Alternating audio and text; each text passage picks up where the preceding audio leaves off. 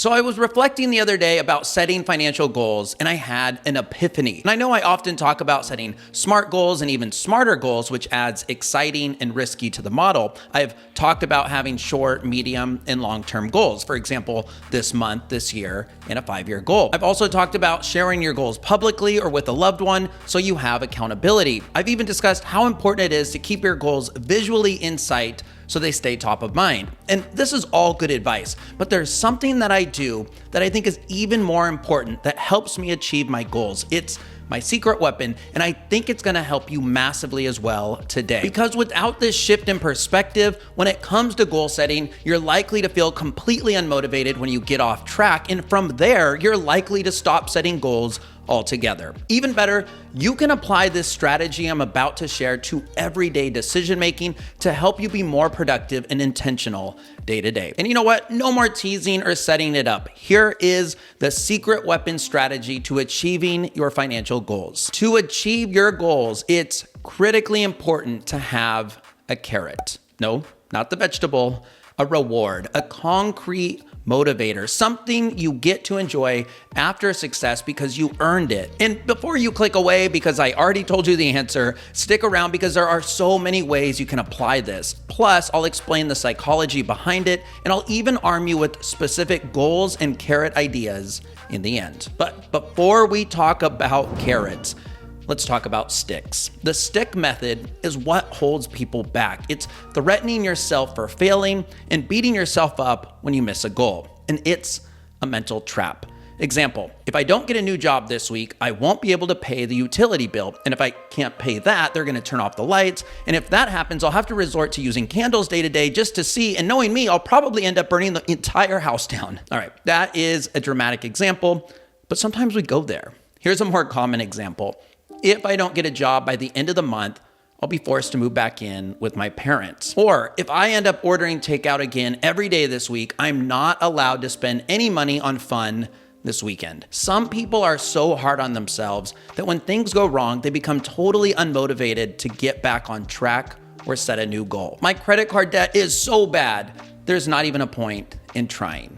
This attitude is a mistake. Avoid all this by setting the right goals and the right rewards. Giving yourself a tangible reward for achieving a financial goal will make you feel excited to repeat the process and the success. So, how about instead, if I get a new job before the end of the month, I'll allow myself to get my own apartment, or see that movie I've been dying to see, or get some nice new work clothes. If I go grocery shopping on a budget and I cook my own meals all week, I can enjoy a nice dinner out with friends this weekend guilt-free. These are really small-scale examples, but maybe you're realizing that you do this, perhaps even unconsciously. I spent a week observing every time I use carrots to motivate me day to day, even beyond financial goals, and I realized I do this a lot naturally, and I never luckily use sticks to threaten myself with punishment. When running and wanting to stop, I said to myself, if I run this 5th mile hard, I get to walk up that giant final hill home. If I get out of bed early and I complete video editing before work,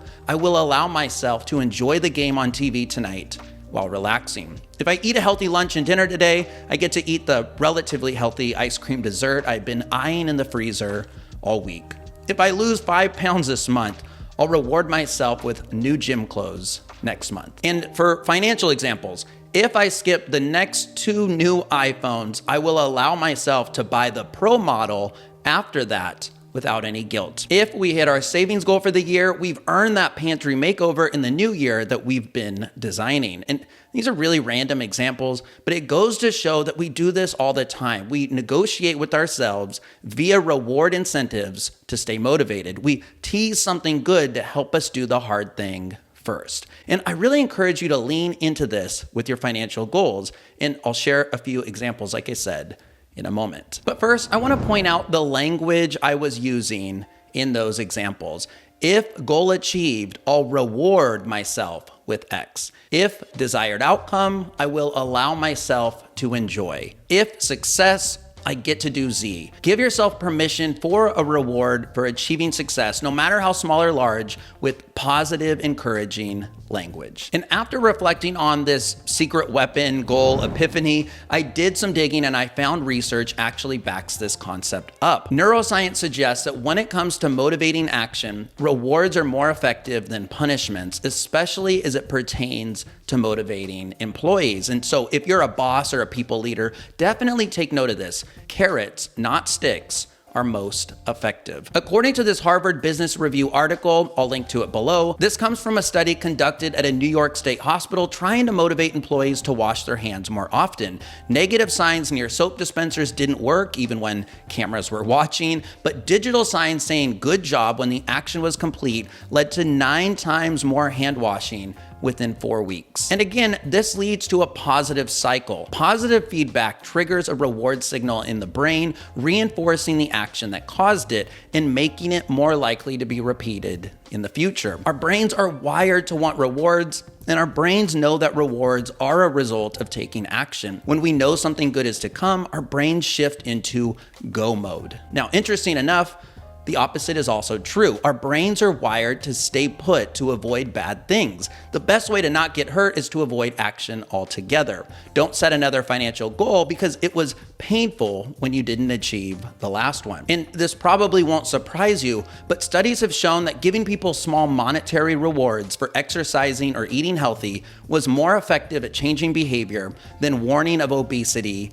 and disease. Hopefully this all clicks for you, but ask yourself, do you do this? Do you dangle rewards? Do you do this enough? Do you apply carrots to your financial goals? And what rewards actually motivate you most when it comes to goal setting? And as promised, here are a few quick financial goal reward examples to help you reflect and get the ball rolling. If I invest 10% of every paycheck towards retirement, I can reward myself with a new watch because time is money. You get it? I don't.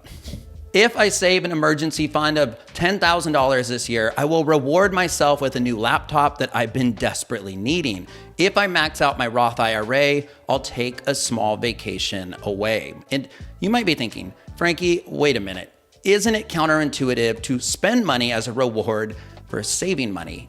That's a good thought process, but honestly, no, it's a great idea. If you invest $10,000 and then you spend $1,000 to $2,000 on a new laptop, sure, you're technically wiping out 10 to 20% of your effort. However, without that reward, you weren't likely to achieve your goal or be excited to set the next one. Not to mention, invested money grows if left untouched. Plus, you might be able to use that new laptop for a side hustle or do your job better to earn a promotion and a raise. Rewarding yourself with things that cost money is perfectly okay and even encouraged as long as it's not a total offset financially. To wrap here, I would love to know if you do this consciously or even unconsciously, and let me know a recent example of how you used a tantalizing reward to help you achieve success. I would love to hear about it. At the very least, drop a like and a carrot emoji if that's a thing in the comments if you appreciate the concept in this video today. By the way, a year ago, I made this video about goal setting